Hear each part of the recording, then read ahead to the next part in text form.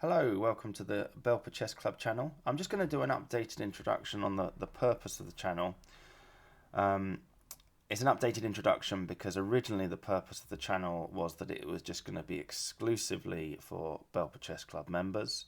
It's been going about a year and a bit now, and the idea was that anyone in the Belper Club can send a PGN file to me or anybody else in the club that they want help from, a PGN file of one of their games.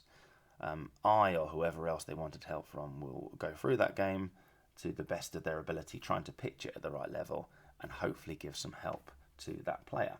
And, I've done quite a few game analyses for people in the club, and it seems to have worked quite well and had positive feedback. All of that's exclusively for Belper Chess Club members, though, and all the links got sent around within Belper Chess Club, so there was nothing sort of publicly available.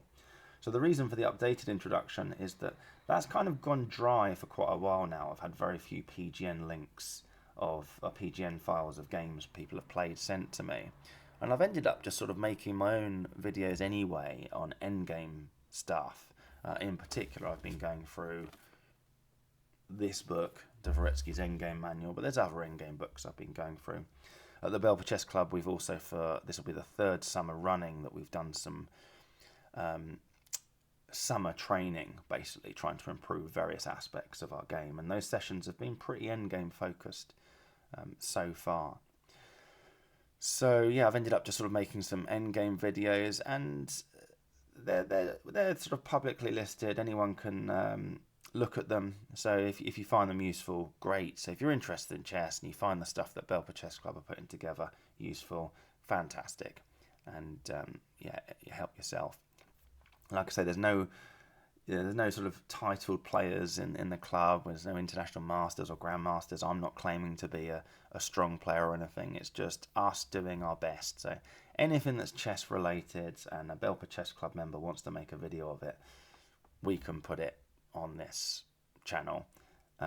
There's not really an obvious direction of where this channel is going. So that's the updated introduction to say that the original purpose is sort of mutated a little bit. I'm not even sure what the current purpose is, but there you go. That's the channel. If you want to watch something that we've got listed, great. Especially to maybe sort of all the other people in Derbyshire chess. I can't really imagine this is going to go viral with all the other like strong chess players making videos.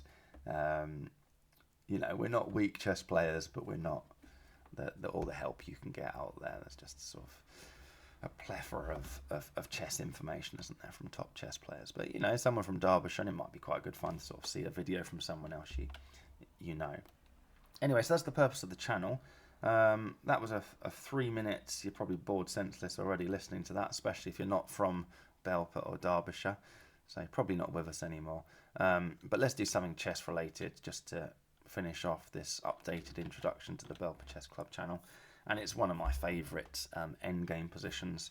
It's actually in this book here, which is another endgame book I recommend, 100 Endgame Studies You Must Know by Jan Timman. But I'd seen it before. It was in that book. I think it's in the Dvoretsky book as well, actually. Anyway, it's there's a story about it appearing in a Glasgow newspaper in the late 19th century, which is fascinating stuff, I'm sure. But it's white to play and win. Can you work out what you'd do in this position? Excuse me. So the first move is pretty obvious, because if the black king relinquishes control of f5, black can play rook f5 and take the pawn next go. And if you don't push the f pawn, I'm going to come to e6 and pin your pawn to your king. In fact, there isn't a way for the white king to maintain control of f5 without pushing this pawn, basically. So it's pretty obvious that the first move is this, f7. And it looks like, well, that's just it.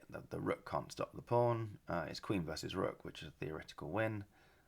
Good luck winning that against Stockfish, by the way. Queen versus rook. So what's the point of this interesting position? So why is that in 100 endgame studies you must know? It just looks pretty trivial. Well, the thing is that black then starts a series of checks, which hopefully worked out. And now there's...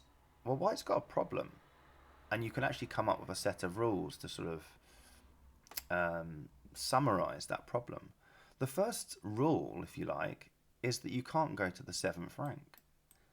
If you go to the 7th rank, black just pins your pawn to your king and takes it. Next go. So you cannot go to the 7th rank. If you go to the H file, black can play rook f6 and take the pawn next go. Okay. You can't play king h6 there, by the way. And king h5 would lose the game, so yeah, don't do that. So you can't go to the H file. So you can't go to the 7th rank, and you can't go to the H file. If you come to the F file, black plays rook e1 and pre-moves rook f1, possibly arriving with check. Don't care. If it does arrive with check, it's probably because you pushed this pawn to promote it, and black just takes it and actually wins that particular position.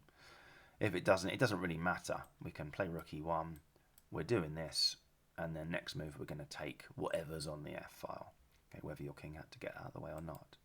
So you can't go to the F file. So you can't go to the 7th rank, you can't go to the H file, and you can't go to the F file.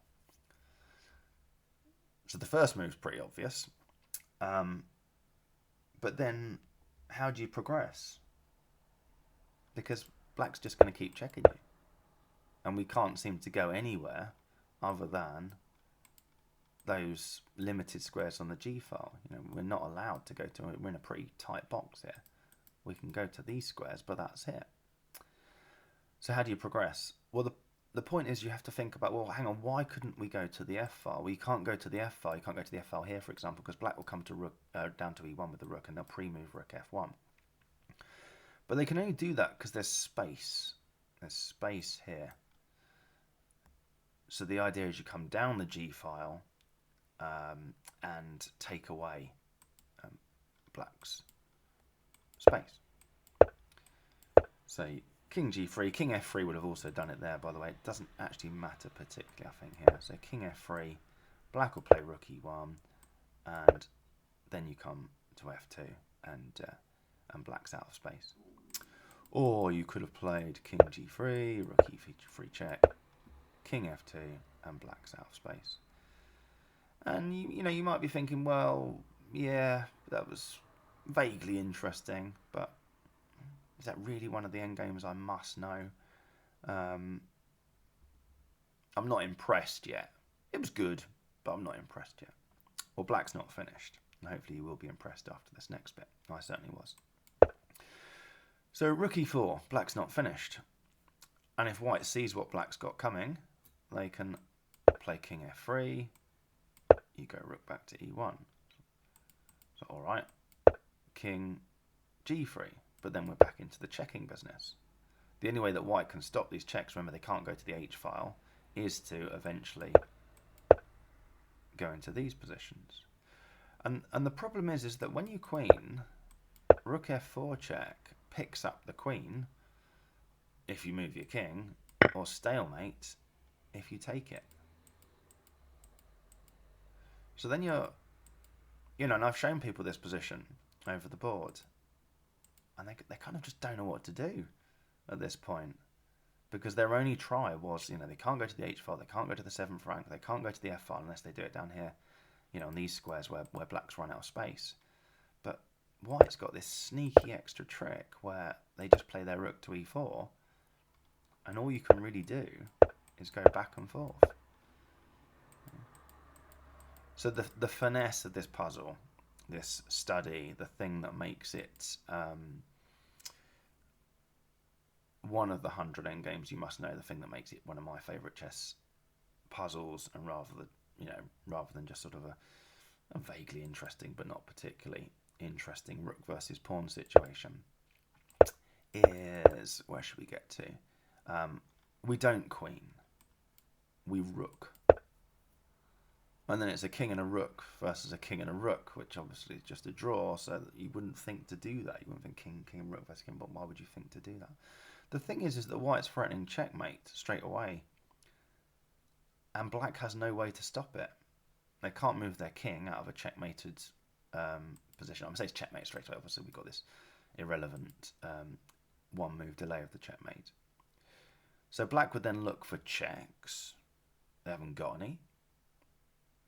So the only thing they can do is rook h4, blocking the checkmate.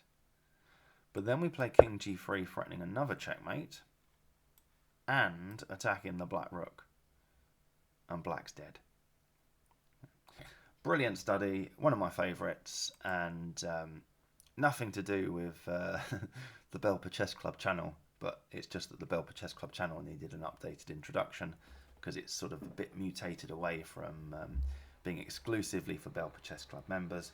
By the way, that main purpose of it is still there, so I'm pretty sure I'm talking mostly now to Belper Chess Club members.